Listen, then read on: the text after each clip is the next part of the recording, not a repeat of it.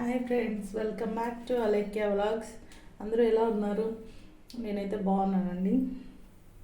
నా జుట్టు అయితే గడ్డి పోషలాగా అయిపోతుంది. ఎందుకని అర్థం కావట్లే. మేబీ పొల్యూషన్, తర్వాత అట్లే బండిలో ఎక్కువ తిరుగుతాం కాబట్టి మేబీ అందువల్ల అనుకుంటాను. నా హెయిర్స్ చాలా సిల్కీగా ఉండేటివి గడ్డిలాగా తయారైంది. ఇప్పుడు నాకు ఈ గడ్డిని మంచిగా రావాలంటే ఏం చేయాలంటే మా అమ్మ ఆముదం పెట్టమనింది. ఆముదం రెడీగా ఉందనమాట. మా హేమాంష్ కోసం ఆముదం పంపించారు ఊరి నుంచి. కాబట్టి ఆముదం ఎలా పెట్టాలంటే లైట్గా వెయిట్ చేసి పెట్టుకో, బాగా వస్తుంది అని చెప్పింది. ఈ గడ్డిని మంచిగా సిల్కీగా రావాలంటే ఆముదం వల్లే అవుతుందని చెప్తాను. మరి అది ఎంత మాత్రం అవుతుందో చూడాలి. మరి నాకైతే చిన్నప్పుడు చాలా లాంగ్ హెయిర్స్ ఉండేటివి అనమాట. అప్పుడు విలువ లేదు. హెయిర్స్ చాలా ఉన్నప్పుడు మనకి విలువ తెలియదు అనమాట. అవన్నీ పోయి పిలక జుట్టు వచ్చేటప్పటికి హెయిర్స్ విలువ తెలుస్తుంది. దాన్ని హీట్ చేసి పెట్టాలనుకుంటున్నాను.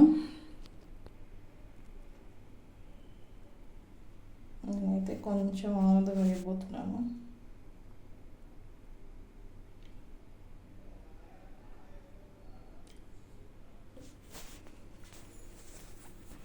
కొంచెం ఆముదం అయితే వేసేసాను. చూడండి, దీన్ని ఇప్పుడు హీట్ చేయాలి. స్టవ్ పైన పెట్టి హీట్ చేస్తున్నాను.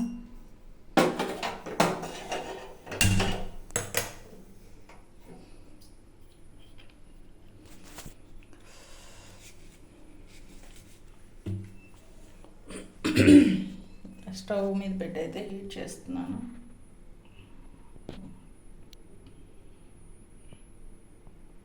జస్ట్ గోరువెచ్చగా హీట్ చేస్తే సరిపోతుంది. మరి అంత కాలేదు పెట్టినా మనకి హెయిర్ డ్యామేజ్ అవుతుంది. జస్ట్ లైట్గా హీట్ చేయాలన్నమాట. గోరువెచ్చగా చేయాలంటే పెద్దోళ్ళు అందరూ ఆముదం పెట్టుకున్నారంటే అందుకే వాళ్ళ హెయిర్స్ చాలా బాగుండేదని చెప్తుంది మా అమ్మ. అక్కడి నుంచి అరుస్తుంది, పెద్దోళ్ళు అంతా ఆముదమే పెట్టుకునిందని. బట్ అయితే మనమైతే ఆముదం జిడ్డు అని అస్సలు పెట్టుకోము. బట్ నేనైతే ఇప్పుడు నైట్ పెట్టుకొని మార్నింగ్ తలస్నానం చేస్తాను. చూద్దాం, రోజు ఆముదం పెట్టుకొని తలస్నానం చేస్తే మంచిగా వస్తుందేమో జుట్టు. ఒకసారి నేను మీకు షేర్ చేస్తాను ఎలా వస్తుందా ఏందా అనేసి. ఆముదం అయితే హీట్ అయిపోయింది, పెట్టుకుందాం.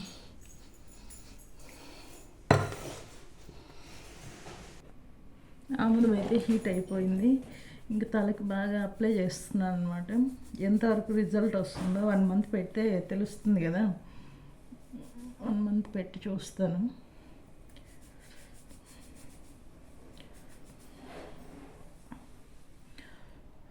నాకు రిజల్ట్ బాగా వస్తే మీరు ఫాలో అవుదురు.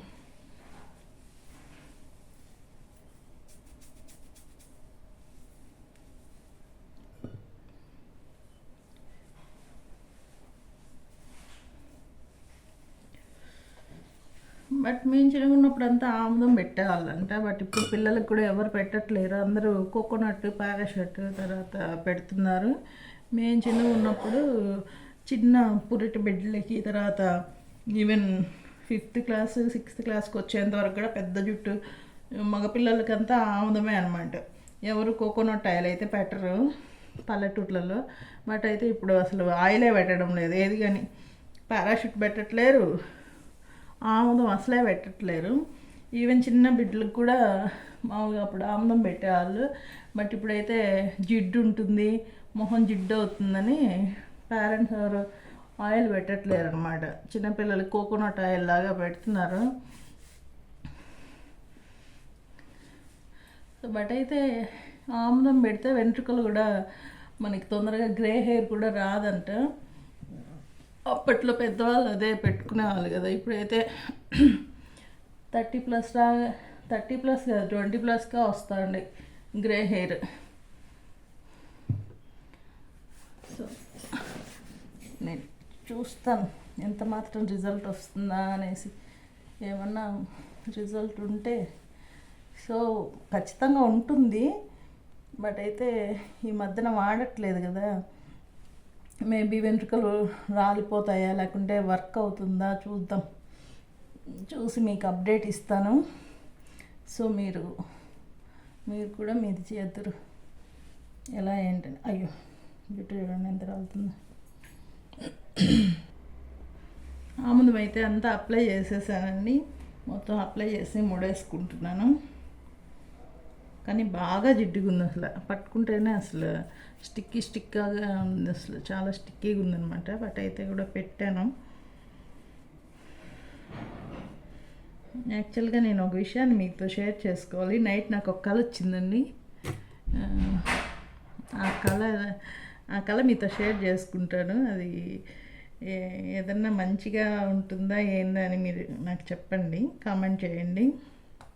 నైట్ అయితే నేను మా నాట్య ఎక్కడో అడవిలో పాతబడిన శివాలయం అనమాట, ఓల్డ్ టెంపుల్, అక్కడికి వెళ్ళాం అనమాట. అక్కడంతా జనాలు ఉన్నారు, అందరూ శివుడికి అభిషేకం చేస్తున్నారు శివలింగానికి.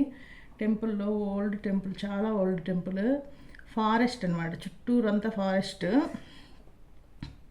ముందు అక్కడ పూజారి ఇద్దరు మనుషులు పిలిచాడు, వాళ్ళని అభిషేకం చేస్తారు మీరు అనేసి ఇద్దరు వెళ్ళి శివుడికి అభిషేకం చేశారనమాట. సో వాళ్ళు అభిషేకం చేయగానే మళ్ళీ ఇంకా ఇద్దరు రమ్మన్నారు. అప్పుడు నేను ఇంకో ఆవిడ వెళ్ళాను అన్నమాట. నన్ను శివుడు ఎదురుగా నిల్చోబెట్టి సైడ్కి చెప్పాడనమాట. మనం ఓం నమ శివాయ, ఓం నమ శివాయ అంటాం కదా, ఓం నమ శివాయ, ఓం నమ శివాయ అని చెప్తూ ఉన్నాను అనమాట. అప్పుడు నాకు దేవుడు వచ్చేసినాడు అనమాట. దేవుడు వచ్చి ఓం నమ శివాయ, ఓం నమ శివాయ అని ఎగురుతున్నాను అనమాట నేను. తర్వాత అలా ఉండి శివుడి దగ్గరికి పోయి అలా శివలింగాన్ని తాకి ముక్కున్నాను. శివలింగాన్ని తాకేసి అట్లా చూసాను. అంతలోపల కళ ఎండ్ అయిపోయింది. నాకైతే కళల గురించి ఏం తెలియదు, బట్ మీకైతే తెలుసుంటే ఇది ఎందుకు వచ్చిందా ఏందా అనేసి కామెంట్ చేయండి. మీలో ఎవరన్నా కళల శాస్త్రం చదివింటే. అంతే అండి, మీరు ఖచ్చితంగా కామెంట్ చేయండి, ఎందుకంటే నాకు తెలుసుకోవాలని యాంగ్జైటీ ఉంది. సో మీరు ఖచ్చితంగా చేస్తారని అనుకుంటున్నాను. Thank you, bye.